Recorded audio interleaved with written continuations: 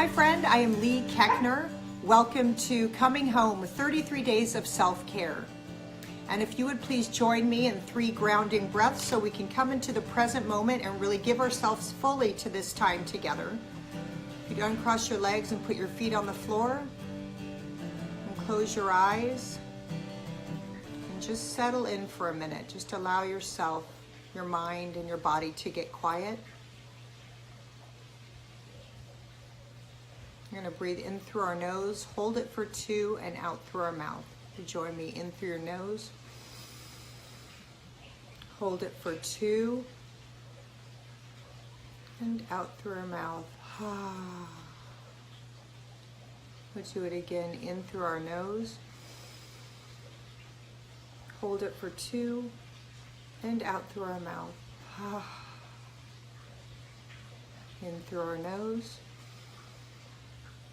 hold it, and out through our mouth. Thank you. Focusing on your breathing is the easiest way to calm your mind and to get present. And it's free and easy and available. Okay, you guys, today our topic is wrap up. We are wrapping up the section, the first third of this 33 days, which is on your younger self, younger you, connecting to younger you. So I just kind of want to touch base on what we've talked about. We talked about the pain body, which I got that term from Eckhart Tolle.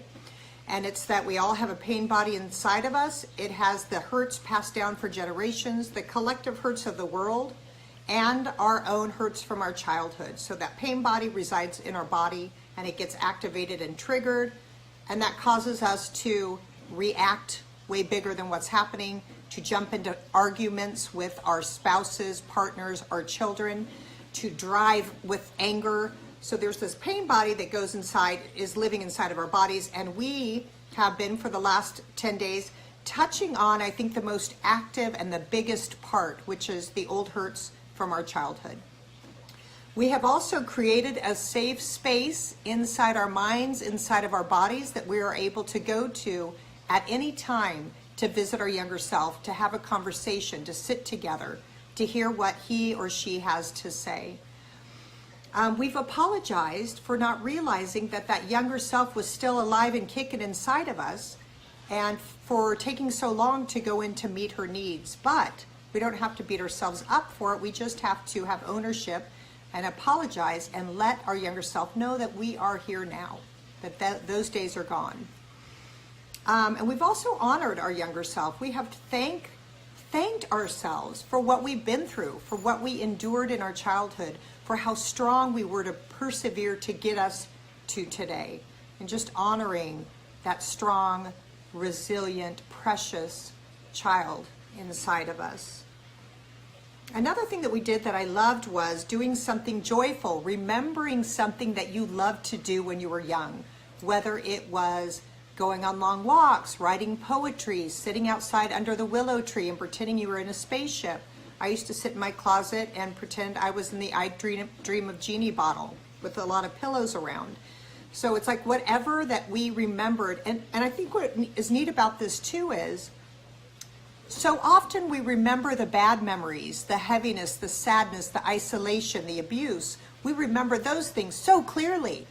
Sometimes we remember them so much that we knock out the good things, the times that we did laugh, the good connections that we did have with our friends or some adults, things that brought us happiness, the time that even the person who might have neglected us or abused us, that we did also share some fun and enjoyable moments in between that you can allow yourself to be grateful for, and to realize that even when things are dark and heavy, there's always light, there's always little glimpses of freedom and happiness and joy available to us.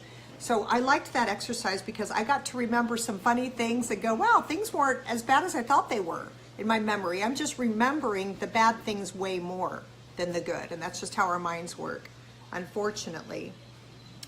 We honored ourselves, and we also thanked ourselves. We got to say thank you to our younger self for getting us this far, for being so strong, and for acting out, right? And kicking and screaming now so that we can go in and connect with those old hurts and to hear from them and to work through them and feel them and then release them, that we don't have to hold them forever.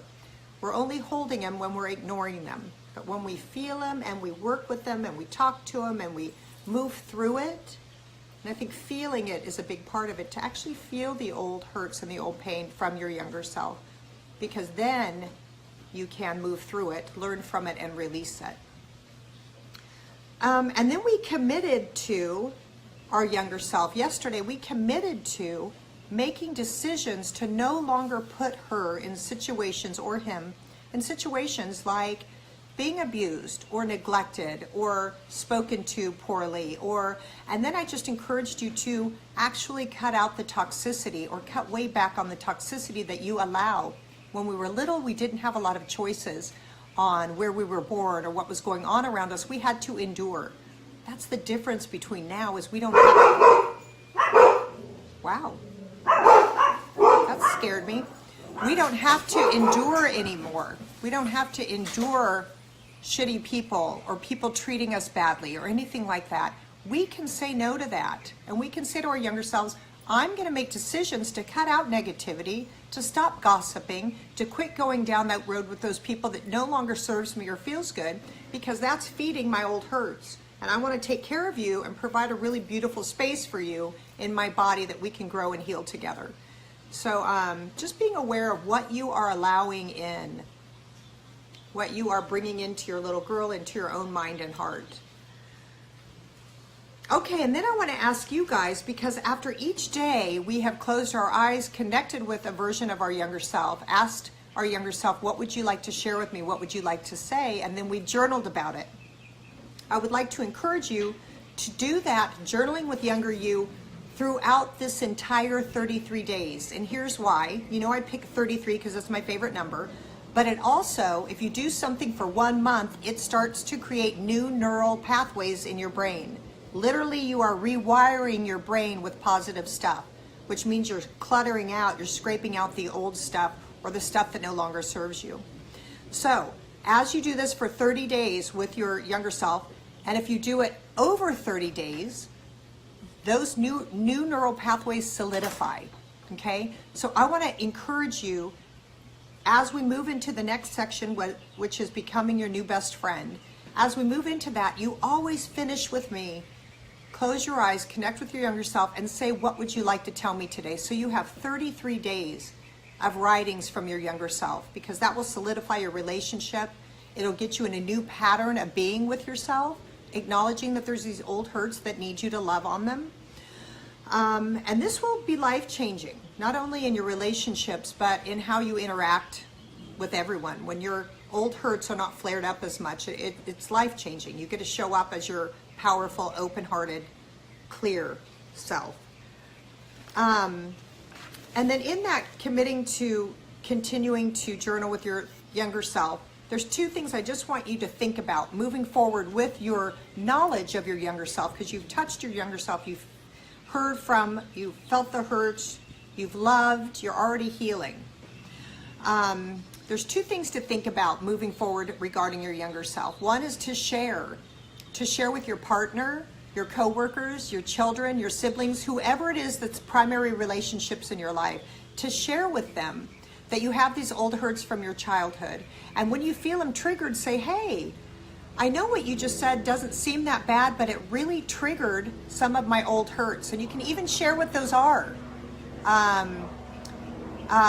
know the other day that Dave called me, he's out of town, and he was sharing about his day and how great it was. And as he was talking, I started the conversation happy that he was happy. But then my old hurts kicked in, and it reminded me of my mom not being around and how alone I felt and how I had to do everything.